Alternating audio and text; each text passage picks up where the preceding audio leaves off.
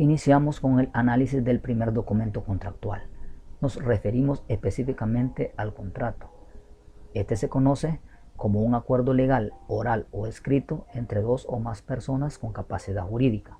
Es decir, que para que los contratos sean válidos, las partes deben estar capacitadas legalmente para contratar. La capacidad para contratar constituye el primero de los elementos esenciales de todo contrato, ya que solo pueden contratar aquellos a quienes la ley estima aptitud para hacerlo. En principio, todos los contratos son convenios, pero no todos los convenios son contratos.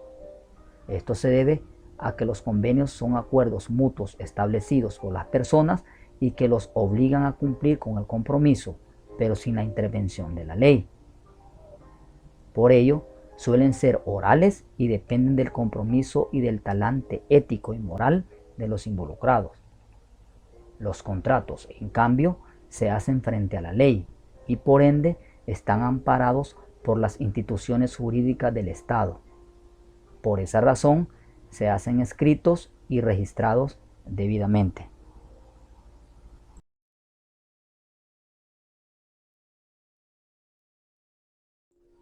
La definición más cómoda y entendible de un contrato es la siguiente. Es un convenio que de mutuo acuerdo realizan dos o más personas y en el que se definen derechos y obligaciones de cada uno de los firmantes, contratante y contratista, regulándose su cumplimiento por las condiciones en él establecidas.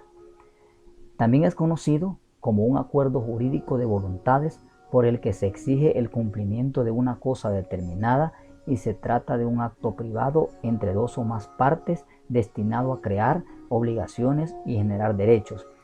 Se debe diferenciar quién representa al contratante y quién representa al contratista. El primero es quien contrata y necesita el servicio. En cambio, el segundo es quien es contratado y presta el servicio. Ambos son firmantes activos del documento que los regirá. Además, es de hacer notar que no habrá contrato sino cuando concurren los siguientes requisitos.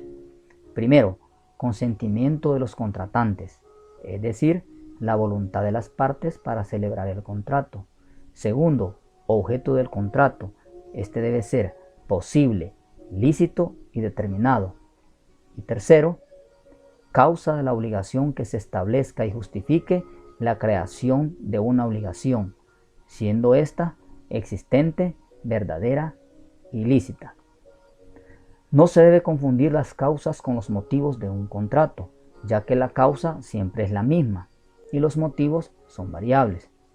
No olvidar que la ausencia o incumplimiento de cualquiera de estos elementos da lugar a que cualquiera de las partes solicite nulidad del contrato.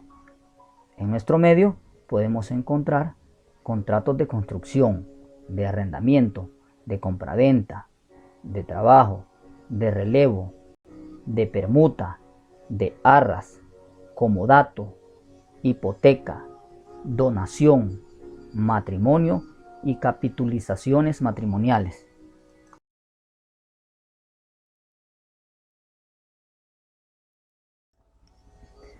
Todo contrato posee condiciones que se deben cumplir al pie de la letra y están siempre involucrados en la relación de las partes existentes.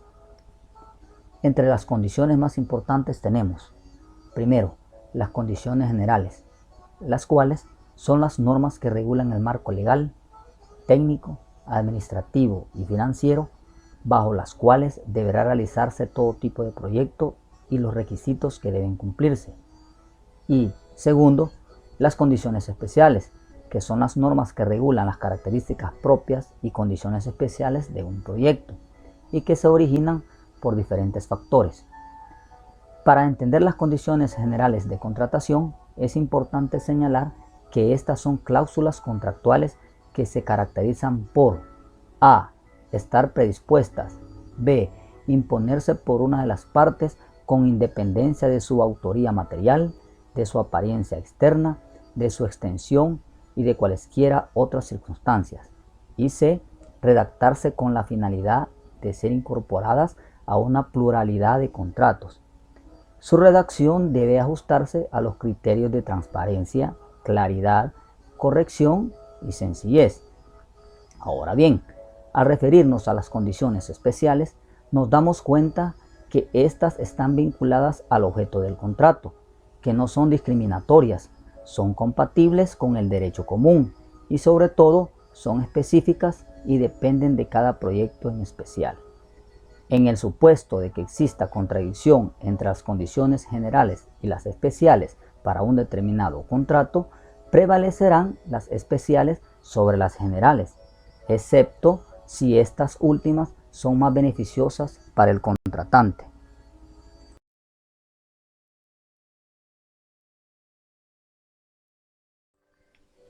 En cuanto a las características de los contratos, tenemos 1. Autonomía de voluntad. Indica que se perfecciona con el consentimiento de las partes. 2. Efecto, que genera obligaciones y derechos. 3. Contenido, que genera las reglas o pactos a cumplir. 4. Forma, pudiendo ser oral o escrita. Y finalmente, 5. Responsabilidad, que no es más que el cumplimiento de las obligaciones. Estas características son propias de los contratos y deben existir siempre para que un determinado contrato sea legal. Caso contrario, se puede incurrir en nulidad de los mismos.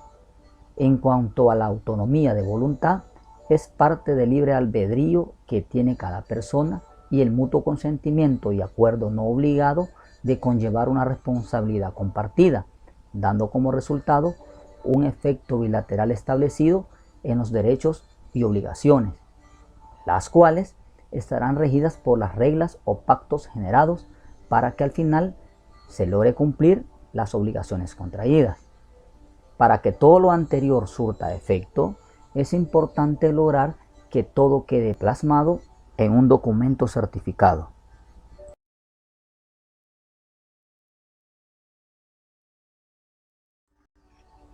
Dependiendo de sus características, los contratos se clasifican en los siguientes tipos.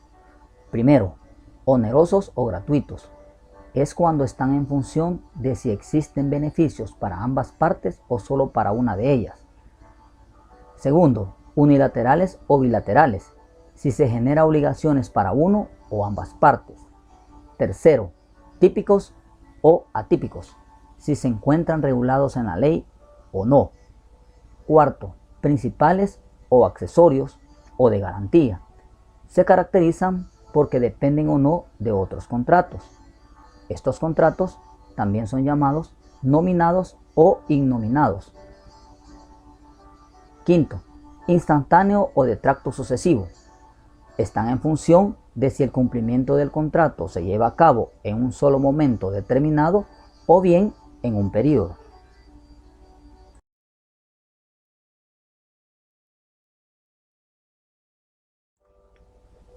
Finalmente, debemos conocer el contenido mínimo que debe tener un contrato de construcción, tomando en cuenta que estos documentos poseen información variable y de acuerdo a la necesidad de su uso. Es de hacer notar que los contratos están divididos en cláusulas y contenidos, y la cantidad de estos están en función del tipo de contrato. Para el presente ejemplo, el contenido a considerar es el siguiente. C1, objeto del contrato. C2, documentos contractuales. C3, utilización de los documentos. C4, garantías generales. C5, funciones y responsabilidades. C6, programa de trabajo. C7, formatos. C8, anticipo.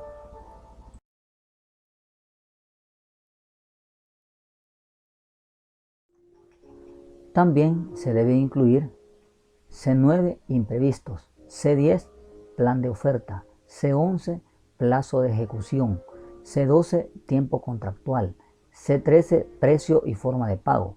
C14, vigencia. C15, recepción final. C16, liquidación. El conocimiento específico de cada una de las cláusulas varía de acuerdo a la necesidad del proyecto y se estudiarán en otro curso.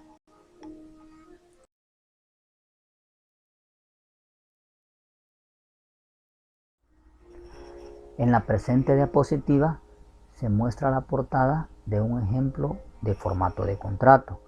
Estos formatos son variables y dependen de la institución que lo elabora, ya que deben incluir detalles y elementos propios de cada una de ellas. Es importante recalcar que el documento de contrato debe ir como hoja o folio con dos caras, frente y vuelta, y nunca como hojas individuales, debido a la característica del documento.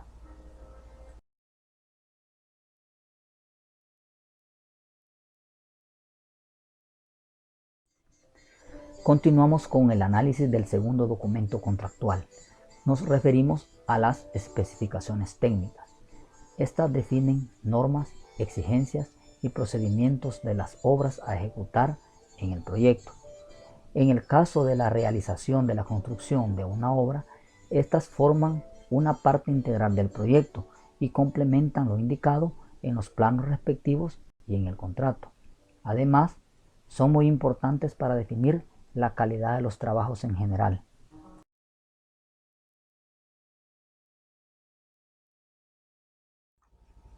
La definición más completa de especificaciones técnicas es el conjunto de normas técnicas que deben cumplir los procesos constructivos realizados, la calidad de los materiales incorporados en la obra y la calificación de la mano de obra suministrada, además de la forma de medida y unidades de pago. Estas también proporcionan parámetros cuantitativos de estándares de calidad. Las especificaciones técnicas pueden dividirse en generales y específicas. Las primeras definen los grandes rubros de la obra, detallando la forma como se ha previsto su ejecución y son tratadas como actividades globales. Y las segundas complementan las primeras y cubren como mínimo los detalles más específicos por cada actividad. Las especificaciones técnicas definen el tipo, la calidad y los requerimientos de los insumos y recursos que forman parte de cada rubro de construcción, los cuales deberá observar y proporcionar el contratista para la ejecución de las obras civiles del proyecto. Cabe mencionar que cada proyecto de forma individual posee sus propias especificaciones técnicas y no es recomendable utilizar un mismo documento de especificación para dos proyectos a la vez. Lo más saludable es usar formatos similares pero con contenidos diferentes y adaptar las obras que sean comunes entre ambos. Además, es primicia elaborar nuevas especificaciones técnicas para nuevos proyectos en ejecución respectivamente.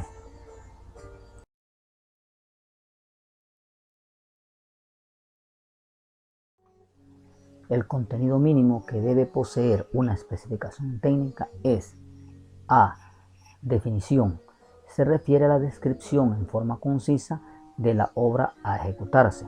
Por ejemplo, la colocación de concreto en una estructura. B. Materiales y herramientas. Son los recursos a utilizar en la tarea específica. Por ejemplo, la grava debe ser absolutamente limpia, de grano duro, sin impurezas, sin disgregaciones, sin rajaduras, de aristas vivas y procedentes de cantera o piedra triturada. Las herramientas a utilizar deben ser previamente revisadas y aprobadas por el supervisor. C. Procedimiento. Es la forma en que se debe ejecutar la actividad. D. Medición. Se describe el procedimiento de medición del rubro para proceder al pago correspondiente. Por ejemplo, las obras terminadas serán medidas por metro cúbico de concreto colocado en la estructura. E. Forma de pago. Se refiere a cómo será pagada la actividad realizada y lo que comprende dicho pago. Por ejemplo, las obras serán canceladas cuando estén completamente terminadas y aprobadas por la supervisión.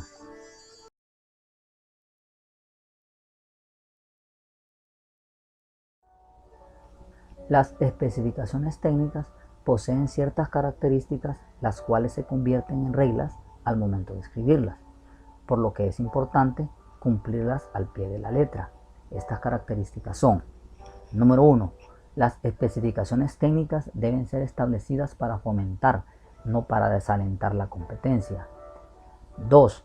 Las especificaciones técnicas deben establecer las características esenciales del bien que será adquirido, ya que si un requerimiento es dejado por fuera, entonces el fallo puede recaer en favor de un bien que no satisfaga las necesidades del comprador.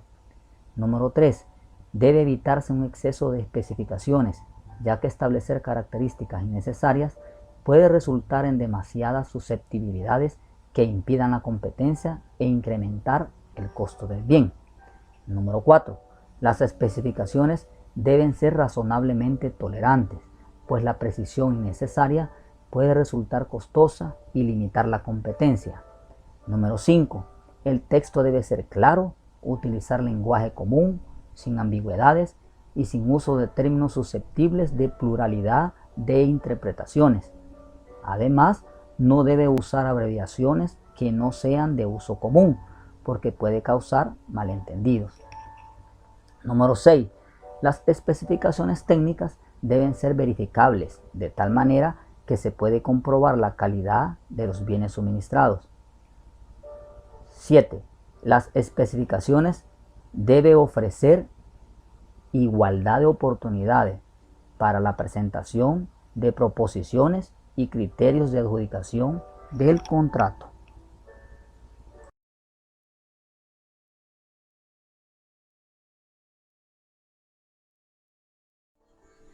Pasamos al tercer documento contractual, los planos constructivos. Para este caso, verificamos que estos sean la expresión y representación gráfica de la obra a ejecutarse, es decir, el esquema o dibujo del proyecto. Prácticamente es la receta que se tiene que seguir para construir exactamente la obra futura. El objetivo es hacer posible que cualquier diseño se pueda construir y hacerlo de la forma más eficiente y funcionalmente posible.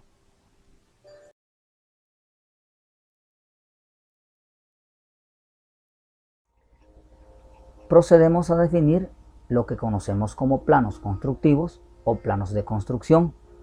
Estos se definen como la información esquemática y detallada de las características generales y específicas de un proyecto u obra de infraestructura civil a construirse. Estos deben contener como mínimo especificaciones unitarias, detalles de diseño, detalles constructivos, planos de taller, esquemas, dimensiones y ubicación. Los planos deben involucrar todas las disciplinas que el proyecto requiera según su naturaleza, siendo las más comunes las de arquitectura e ingeniería civil, estructural, mecánica, eléctrica, etc.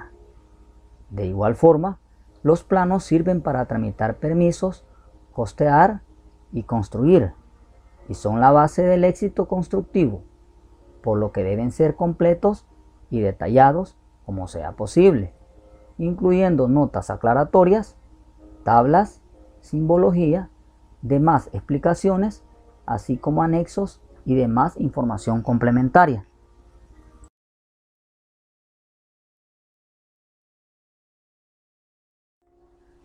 Los planos más comunes que podemos encontrar en los diferentes trabajos varían en la forma y el objetivo de la visualización que encontraremos detallada con una variedad de contenidos, es decir, los diferentes tipos de planos que existen y que son necesarios para la construcción de un proyecto.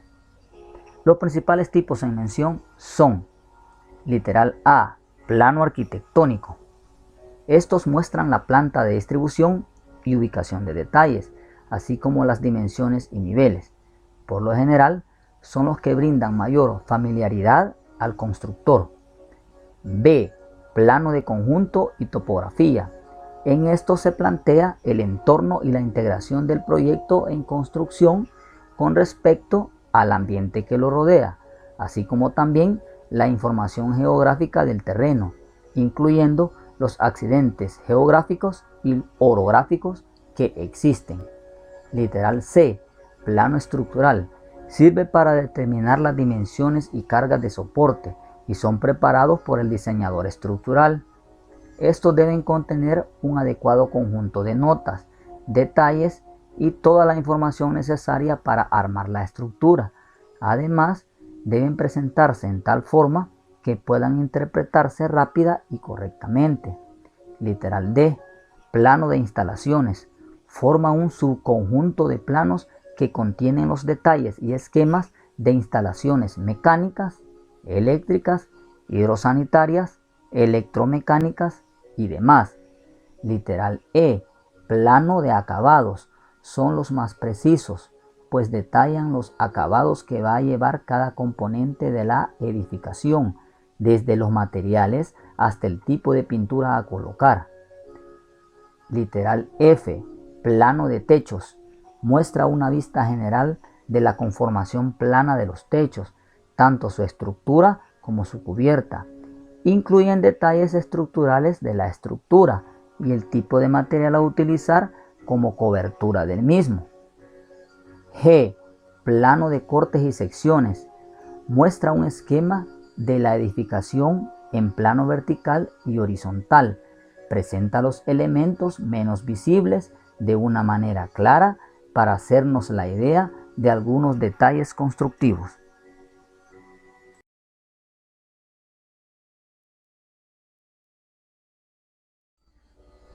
Ahora mostramos un detalle de un elemento estructural conocido como zapata aislada y que se encuentra dentro de un plano estructural. Como podemos ver, los detalles deben ser bastante claros y deben contener la información relevante para poder construirlo, tal como cotas, secciones, elevaciones, información técnica y cualquier detalle adicional que me ayude a una mejor comprensión del dibujo. Además, este detalle es ideal porque solo posee 2 dimensiones y eso es un aspecto ventajoso para la representación de detalles estructurales en los planos.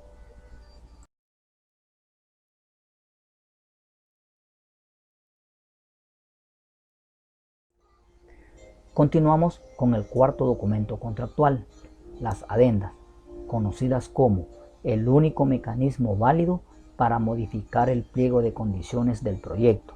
Igualmente, las adendas son consideradas como adiciones suplementarias a un trabajo principal. Las adendas solamente pueden ser emitidas por el contratante. En todo proyecto, cada adenda tiene su respectiva consulta o aceptación.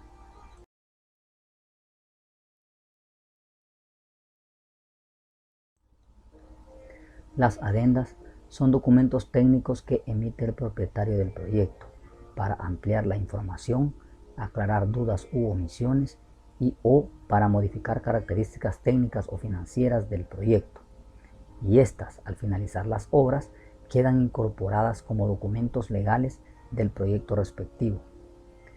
Estos documentos deben ser acatados con estricto cumplimiento porque contiene acciones relativas al proyecto y legaliza cualquier modificación que se dé, tanto al inicio como al final del mismo. Es de uso común, además que en la adenda se hace referencia al contrato y viceversa. La finalidad de esto es indicar de manera explícita que el documento contiene una modificación introducida por una adenda. En nuestro medio, a las adendas se les conocen como obras adicionales o modificativas de contrato y son bastante comunes en la mayoría de proyectos de construcción. Es de puntuar que lo ideal sería que en los proyectos no haya adendas, porque eso indicaría que no hay ninguna discrepancia ni modificación alguna en cualquier etapa del proyecto y por ende se presume que ha habido una buena planificación.